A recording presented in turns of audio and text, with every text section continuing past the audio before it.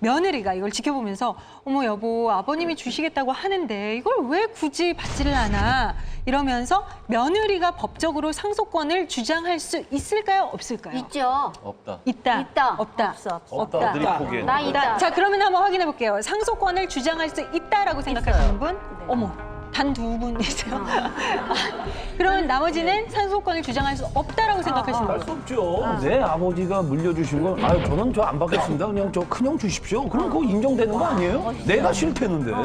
아버님 저는 됐어요. 근데 부인이 그래. 여보. 넌 가만히 있어! 이러지. 넌 가만히 있어! 내가 할 테니까 알았어. 가만히 있어!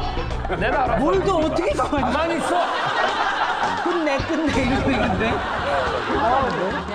근데 제가 실질적인 사례가 있는데 우리 미국에 있을 때 아는 분인데 워낙 그 이민을 오래전에 와갖고 몇십 년 되니까 이제 어머님이 치매 걸리시고 그거를 다른 형제들이 다 돌본 거예요. 근데 돌아가실 때가 되니까 이제 남편이 나는 엄마 아플 때 아무것도 한 일이 없고 미국에 와 있어서 나는 그거 관심 없다. 이제 그렇게 된 거예요. 그랬더니 그 말을 고지 믿고 나머지 그 삼형제였는데 둘이서 그거를 이렇게 가져가기로 이제 서로 이렇게 됐나 봐요. 그러니까 이 며느리가 그 길로 그냥 입국해가지고 기러기로 2년 동안 살면서 그 어머니를 수발을 두고 2년 동안 치매 어린을 모셨어요. 그래서 과천집을 받았다는 거 아니에요. 그래서 제가 지금 생각에 며느리라도 어떤 기여분이 있으면 받을 수 있지 않을까라는 생각이 아니 그러니까 들어요. 며느리가 이제 남편을 초석거려서 이제 돈을 받으려고 하는 게 나는 아주 생각만 해도 치가 떨리게 괘씸해. 법적으로 어떻게 되는지 알아봐요. 그러니까 이때쯤이면 나서서 우리의 궁금증을 해결해 주실 분께 하나하나 차근차근 여쭤보도록 하겠습니다. 네. 신세계의 법을 담당하고 있는 장진영 변호사님. 우리 박수.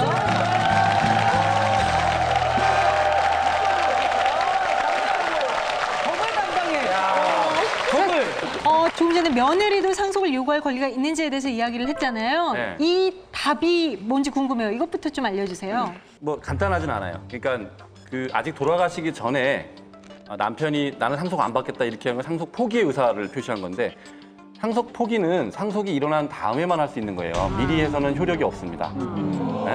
네.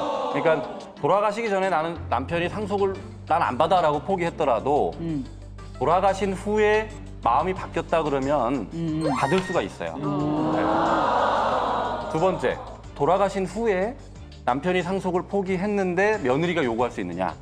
이거는 안 됩니다. 안 돼요? 안 되는 네. 거야. 상속권자가 상속을 포기했으면 그렇죠. 그 배우자는 권리가 없죠.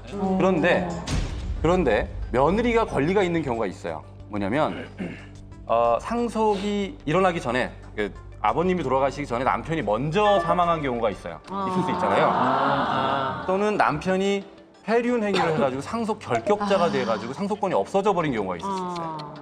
그때는 며느리가 남편을 대신해서 상속을 받을 권리가 생깁니다. 그러니까 보통은 안 된다는 거예요. 되면 받을 수 있다는 거네요. 그렇죠. 그거를 대습 상속이라고 하는데요. 대한항공기가 괌에서 추락했을 때 네. 그때 이제 그 대습 상속이 굉장히 큰 이슈가 된 적이 있었어요. 온 가족이 그 비행기를 타고 가다가 이제 다 사망을 했는데 하위가 유일하게 그 여행을 안 가가지고 이제 상속을 받아야 되는데 그때 이제 형제자매들이 다른 형제들이 사위가 받을 수 있느냐 뭐 요거 가지고 이제 싸움이 법정 분쟁까지 갔는데 결국 사위가 받았죠. 그 사위가 받은 게 바로 대습 상속권입니다. 대습 상속권. 네, 그런 경우에는 며느리나 사위가 자기 배우자를 대신해서 받을 수가 있습니다. 그 부모의 유산을 자식에게 물려주는 방법 중에 상속과 증여가 있잖아요. 네. 상속과 증여, 이 법적으로 어떻게 다른 건가요? 뭐 어렵지 않습니다. 돌아가시기 전에 주면 증여고요. 남겨놓고 돌아가시면 상속이 되는 거예요. 증여는 일단은 자기가 주고 싶은 사람한테 주는 거죠. 자기가 주고 싶은 자식한테 또는 뭐 자식이 아니더라도 뭐 다른 사람한테 주는 거죠. 그렇기 때문에 어떤 룰이 없어요. 이렇게 다른 형제가 뭐 저기 뭐 항의를 한다든지 반론을 제기할 수는 없는 거네요. 그때는 할 수가 없어요.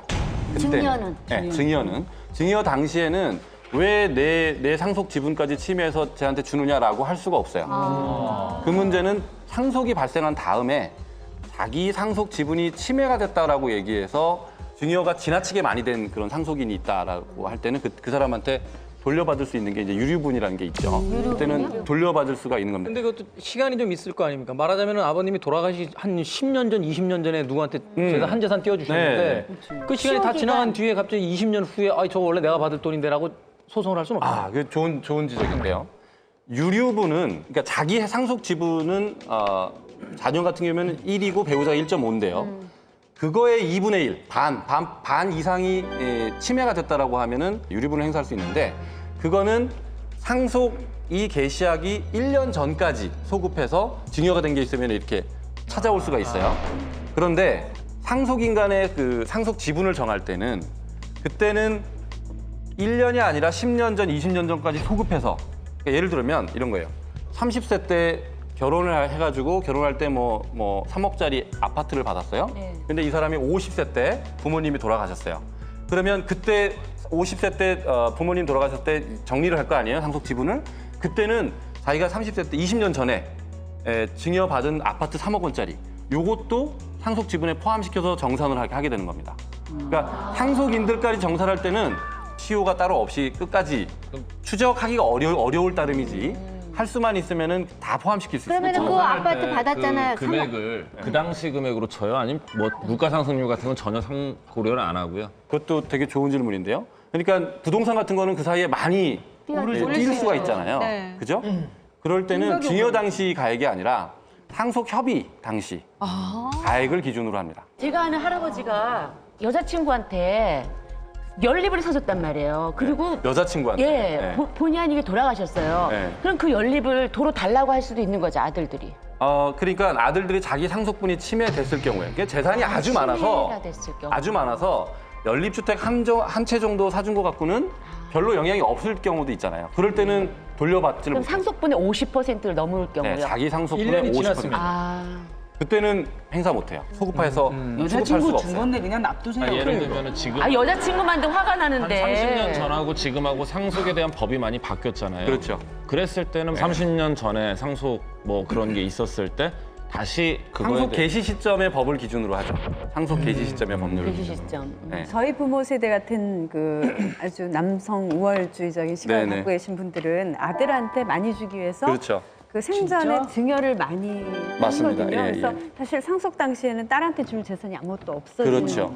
그래서 많은 딸들은 아무것도 못 받는 그런 경우가 경우가 있거든요. 많죠. 네. 그런데 그 경우에 소송할 수가 있죠. 있는 거죠. 네, 네. 그러니까 그 90년도에 민법이 개정이 돼서 장남이 아닌 아들 그리고 출가한 딸과 출가하지 않은 딸 구분 없이 전부 똑같은 상속분을 인정받게 됐어요.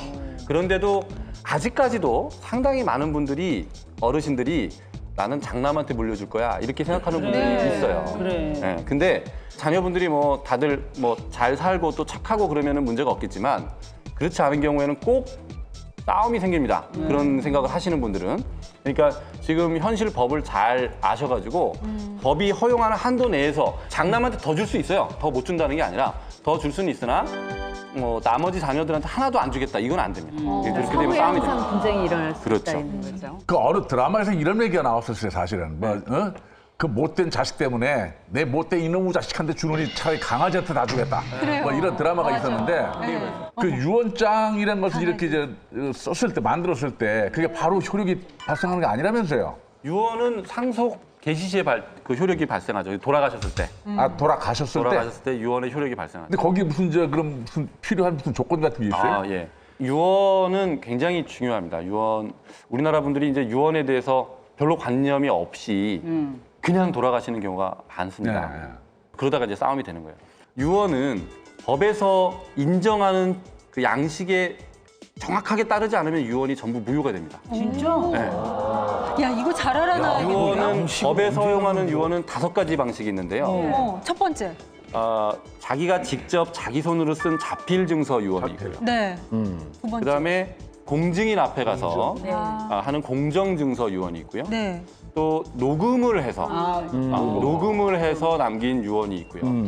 비밀 증서로 해서 봉인을 해서 법원이나 공증인 사무실에서 봉인을 확인받은 그런 형태로 남기는 유언이 있고요. 나머지는 말로 하는 유언인데요. 구술로 하고 옆에서 이렇게 받아 적는. 뭐 변호사한테 난 그렇죠. 근데 이 구수증서, 이거 구수증서에 의한 유언이라고 하는데 이것은 특별한 사정이 있는 경우에만 해요. 자기가 글을 못 쓸 정도로 아프다든지 그런 경우에 한해서만 인정이 되고요. 나머지는 이제 그 일반적인 경우에는 이 4가지 유언 방식만 유효합니다. 그건 효력이 있는 유언이고 예. 효력이 없는 유언도 있나요? 그렇죠. 요걸 잘 들어요. 그러니까 자필 증서에 의한 유언이 그래도 제일 많겠죠. 일단 그렇죠. 돈이 안 드니까. 그리고 자기가 조용히 쓸 수 있으니까. 그런데 이거를 내가 직접 인터넷 워드 프로세서를 이렇게 막 작성을 하고 거기다가 날짜 쓰고 자기 서명하고 도장 딱 찍어서 동인을 하면은 이거는 자필 증서다 이렇게 생각하시는 분들이 있어요. 이거 아닙니다. 직접 이거 손으로 효력이 써야 없어요. 돼요. 손으로 써야 돼요. 자기가 처음부터 끝까지 자기 손으로 써야 됩니다. 이래야 자필 증서에 효력이 발생합니다. 아, 조작 가능성이 있으니까. 그렇죠. 네. 이름만 서명만 해서는 안 된다는 거예요. 보통 계약서는 서명만 해도 되기 때문에 헷갈리시는 분들이 많은데 자필 증서 유언은 반드시 처음부터 끝까지 자기 손으로 써야 됩니다.